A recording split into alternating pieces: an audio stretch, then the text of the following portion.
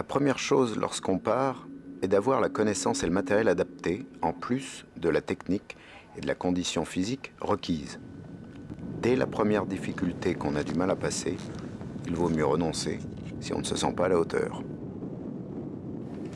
D'après ce que j'ai compris, on va passer là. On va monter sur la crête. Ouais, la ligne de crête, elle est là. Donc on va arriver là. Maintenant, donc... là, on a un passage assez engagé, avec une forte pente. Là, on a une épaule qui va, je pense, falloir suivre. Une fois bien placé pour tracer, dans le respect de tout ce que l'on vient de voir précédemment, un premier skieur part en restant à la vue de ses collègues pour s'arrêter à un endroit protégé d'une éventuelle avalanche.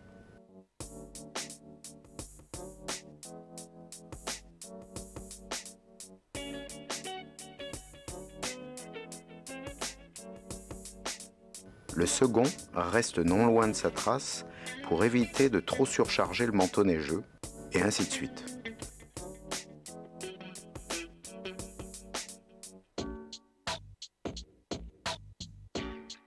Et même lorsque vous croyez, peut-être à tort, que les conditions ne posent pas de problème, vous devez respecter ce ski en sécurité.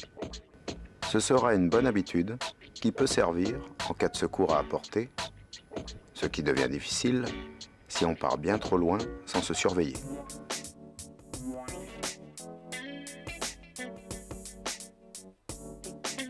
Les erreurs les plus dangereuses, on vient de les citer par défaut.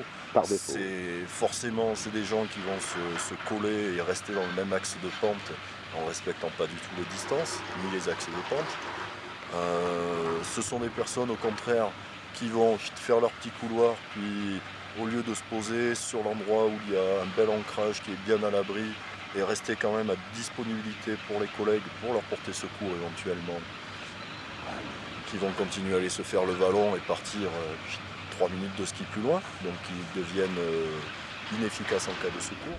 Inefficaces en cas de secours. C'est aussi ça le problème, puisqu'on ne peut pas dire que les avalanches soient les seuls dangers lorsqu'on skie sous sa propre responsabilité. Se laisser tenter par de belles descentes ne doit pas nous faire oublier ce qui peut arriver, loin d'un poste de secours surtout.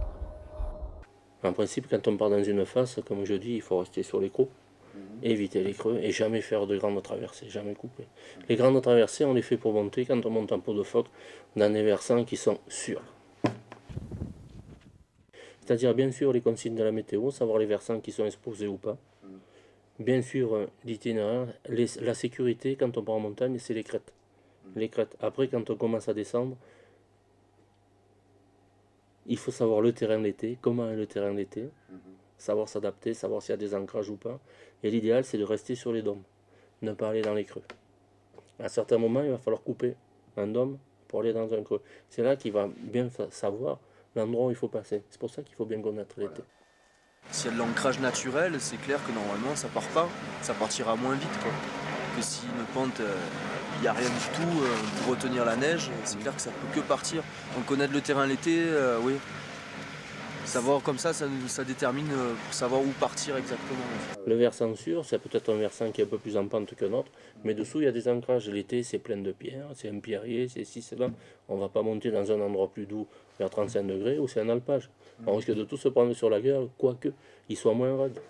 Oui, savoir si l'herbe est couchée aussi. Voilà, si l'herbe est couchée, s'il a été pâturé, s'il y a de l'eau qui circule l'été dessous, etc., etc.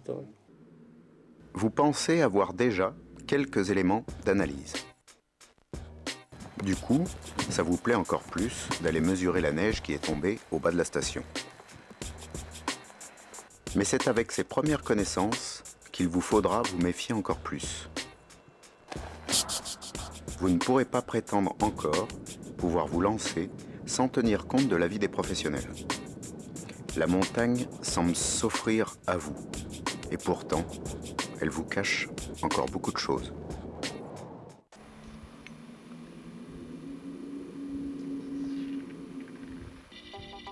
Les questions à se poser sur les dangers à reconnaître et ceux permanents de l'accident sont des éléments sur lesquels il faut sans cesse se recentrer.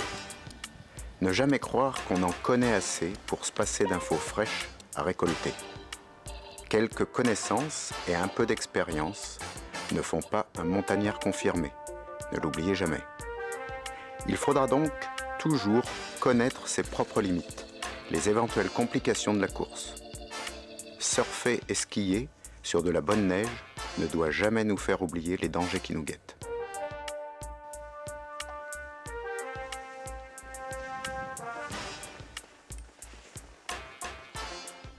Êtes-vous bien équipé?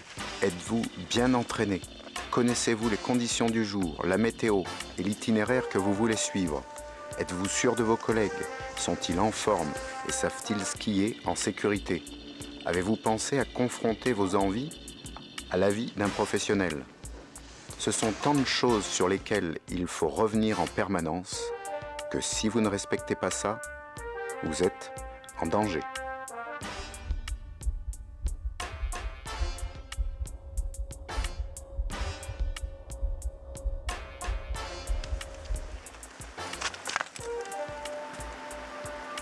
Prudence. Prudence et demander conseil. Voilà.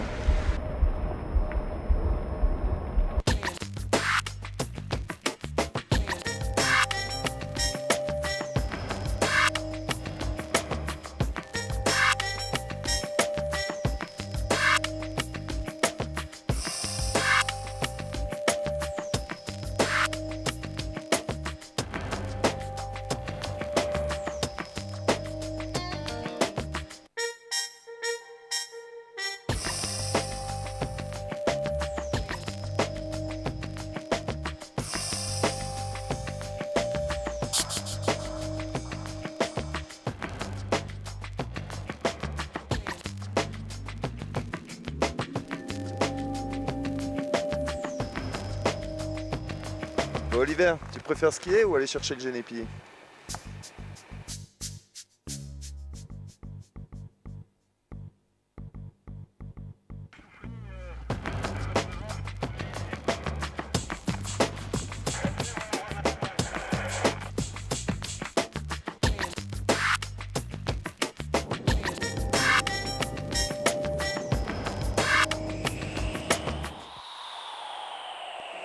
En sortant pour marcher dans de la neige fraîchement tombée, vous aurez peut-être maintenant à cœur de vous poser quelques bonnes questions. C'est le premier pas à faire.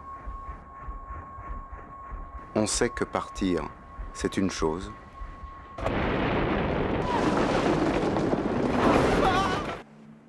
Mais revenir, c'est le plus important.